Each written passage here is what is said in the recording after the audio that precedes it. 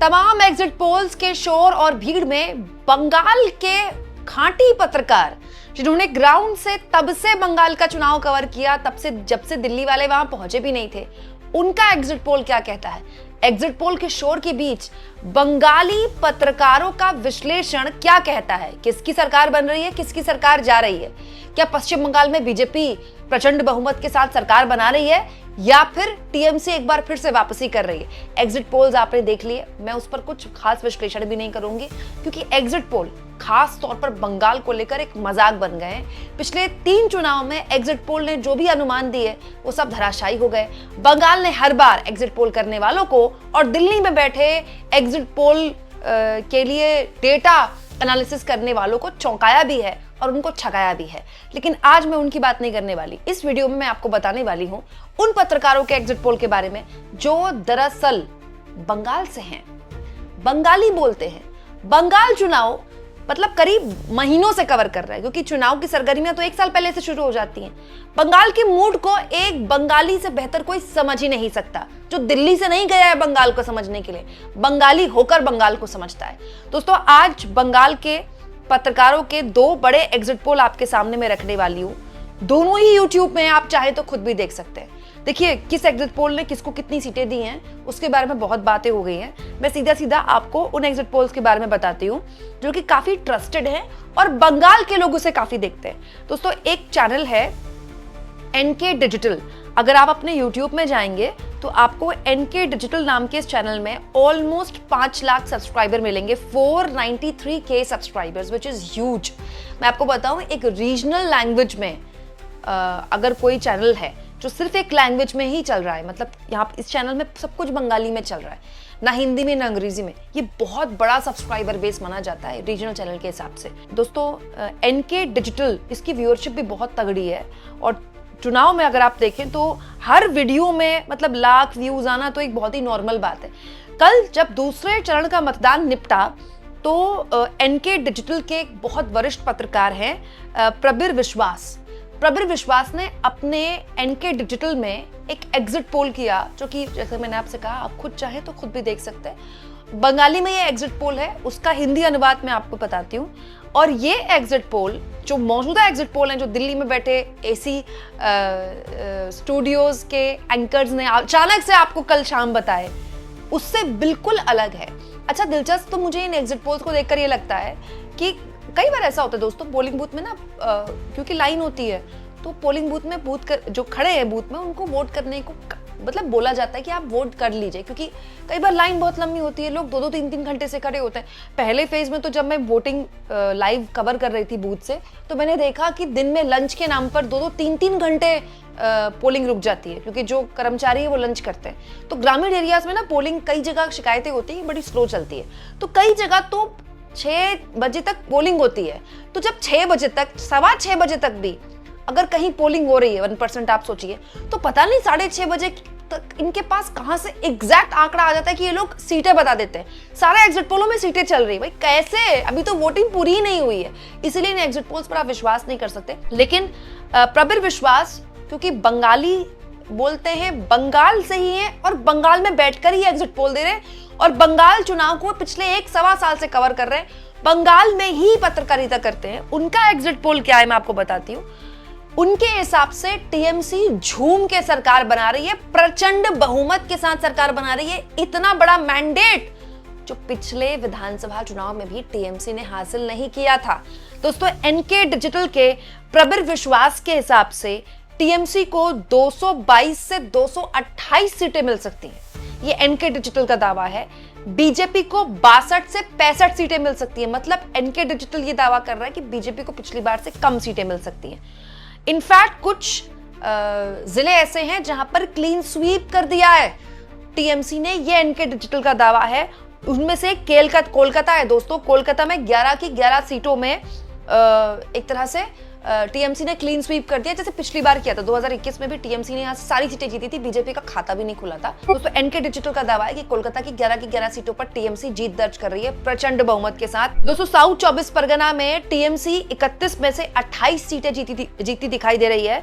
North 24 Pargana में TMC 33 में से 27 सीटें जीती दिखाई दे रही है इस एग्जिट पोल के हिसाब से, राइट। हावड़ा में क्लीन स्वीप कर रही है टीएमसी, नादिया में 17 में से 7 सीटें टीएमसी जीत रही है, मतलब नादिया में बड़ी घुसपैठ बीजेपी ने कर दी है। हुगली में 15 से 18 सीटें टीएमसी जीत रही है, और दोस्तों पूर्वी वर्धमान में 16 की 16 सीटें टीएमसी जीत रही है। ये इस एग्जिट पोल का दावा है। या फिर मैं कह दूं दोस्तों कि ये तो बहुत शुरुआती एग्जिट पोल है।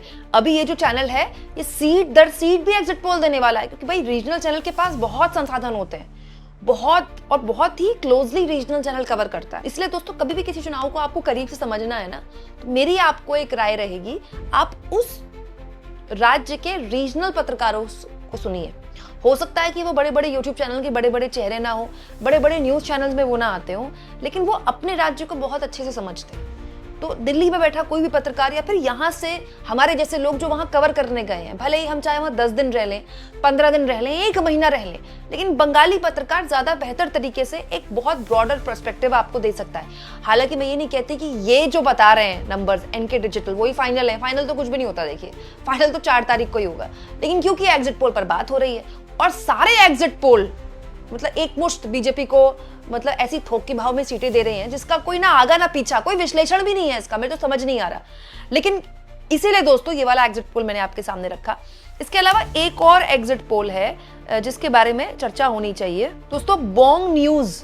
एक और न्यूज चैनल है बोंग न्यूज, ठीक है, ये भी बंगाली न्यूज चैनल है, ठीक है। इसमें भी सब कुछ बंगाली है, मतलब बोलने वाले भी बंगाली में बोलते हैं। इनफैक्ट जो टेक्स्ट है ना, आप देखते होंगे जो टाइटल होता है ना यूट्यूब चैनल में, जैसे इस मेरी वीडियो में देखिए आप, तो इसमें आप टाइटल देखते हैं ना, ये भी बंगाली में लिखा हुआ है। तो बोंग न्यूज लाइव जो है इनके भी करीब 5 लाख से ऊपर सब्सक्राइबर्स हैं, 5,13,000 बहुत ज्यादा होते हैं दोस्तों। जैसा कि मैंने आपको कहा रीजनल चैनल में, इन्होंने भी दूसरे चैनल के मतदान के बाद अपना एग्जिट पोल दिया है। बोंग न्यूज लाइव के हिसाब से टीएमसी को करीब 230 सीटें आ रही है, ये इनका दावा है। मतलब दोनों ही चैनल, चाहे बोंग न्यूज लाइव हो या फिर एनके डिजिटल हो, दोनों ही ये दावा कर रहे हैं कि न केवल झूम के ममता बनर्जी बना रही हैं सरकार प्रचंड बहुमत के साथ, बल्कि पिछले मैंडेट से ज्यादा मैंडेट वो लेकर आ रही है। हालांकि दोस्तों मैं सिर्फ आपके सामने नंबर्स रख सकती हूँ, कौन कितने नंबर दे रहा है। और होता क्या है, चुनाव संपन्न होने के बाद का ये जो फाइनल मतगणना के बीच का वक्त होता है ना, ये होता ही इसके लिए होता है कि विश्लेषण किया जाए कि इसको इतनी सीटों का दावा हो रहा है तो क्यों हो रहा है, कहां पर किसको नुकसान हो रहा है। इस तरह के जो सर्वे होते हैं बेसिकली पार्टीज भी करती हैं। तो हो सकता है आने वाले वक्त में कुछ इंटरनल सर्वेज भी आपके सामने में रखूं, क्योंकि कई बार लीक हो जाते हैं सर्वे, अलग अलग पार्टियां एक दूसरे के सर्वे लीक करवा देती है। तो ऐसी कोई जानकारी होती है तो वो भी मैं आपके सामने रखती हूँ। लेकिन 2 यूट्यूब चैनल्स, बंगाल के यूट्यूब चैनल्स में आपको बता रही हूँ, बोंग न्यूज लाइव ये दावा कर रहा है कि एक बार फिर से टीएमसी की सरकार बनती दिखाई दे रही है 230 सीटों के साथ, विच इज ह्यूज। ये तो बहुत बड़ा नंबर है, ठीक है। और दूसरा चैनल मैंने आपको बता ही दिया दोस्तों, एनके डिजिटल, तो ये दावा कर रहे हैं कि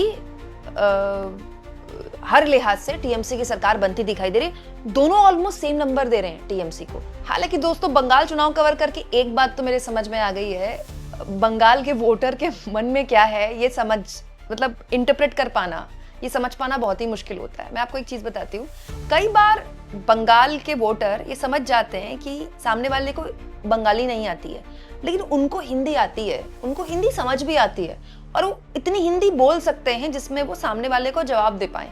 लेकिन वो जान के ये बहाना करके निकल जाते हैं कि हमको बंगाली बोलनी है, हमको हिंदी समझ में नहीं आती है। तो ये तरीका है सामने वाले को टालना, उस सवाल के जवाब को टालना, क्योंकि वो सवाल का जवाब सीधे मशीन में देना चाहते हैं बटन दबा के। तो बहुत ही मुश्किल है बंगाल में इंटरप्रेट करना कोई भी सीट किसी के लिए, क्योंकि बहुत ही मुश्किल है। यहाँ के लोग बताते ही नहीं है आपको। आप जब वोट करने भी नहीं जा रहे होंगे ना, पब्लिक ओपिनियन करने होंगे चुनाव से पहले, तो भी निकलवाना बहुत मुश्किल है। एक लाइन में ममता बनर्जी की आलोचना कर देंगे, अगली बार ममता बनर्जी की तारीफ कर देंगे, फिर वही शख्स बीजेपी की भी तारीफ कर देगा। अब आप क्या निष्कर्ष निकालेंगे इस पे? आखिरी में आप उनसे पूछेंगे कि आप बताइए कि आपका रुझान किसकी तरफ है, वोट की तरफ, तो वो ये बोल के चले जाएंगे हम आपको क्यों बताएं, ये तो सीक्रेट है। तो इसीलिए बंगाल में प्रोडिक्ट करना बहुत मुश्किल है। इसीलिए अलग अलग चुनाव में अगर आप देखें, बंगाल में एग्जिट पोल घोर घोर गलत निकलते हैं तमाम एजेंसियों के। और दोस्तों, ये जो वोटर का प्रोडिक्ट ना कर पाने का नेचर है ना, ये सबके लिए है। और ऐसा नहीं है कि एग्जिट पोल में केवल हिंदी बोलने वाले या दिल्ली से गए पत्रकार ही गलत हो सकते हैं। भाई, जो बंगाल में बैठे हैं वो भी गलत हो सकते हैं, क्योंकि एक्चुअली में वोटर के अंदर क्या है, किसी के मन में क्या चल रहा है और वो बटन कहां दबा कर आया है, ये तो कोई भी नहीं बता सकता ना। लेकिन फिर भी 2 बंगाली यूट्यूब चैनल्स के पत्रकार अगर ये दावा कर रहे हैं कि झूम के बना रही है ममता बनर्जी एक बार फिर सरकार प्रचंड बहुमत के साथ, तो फिर आप इसको किस तरह से लेते हैं? कमेंट बॉक्स में जरूर लिखें।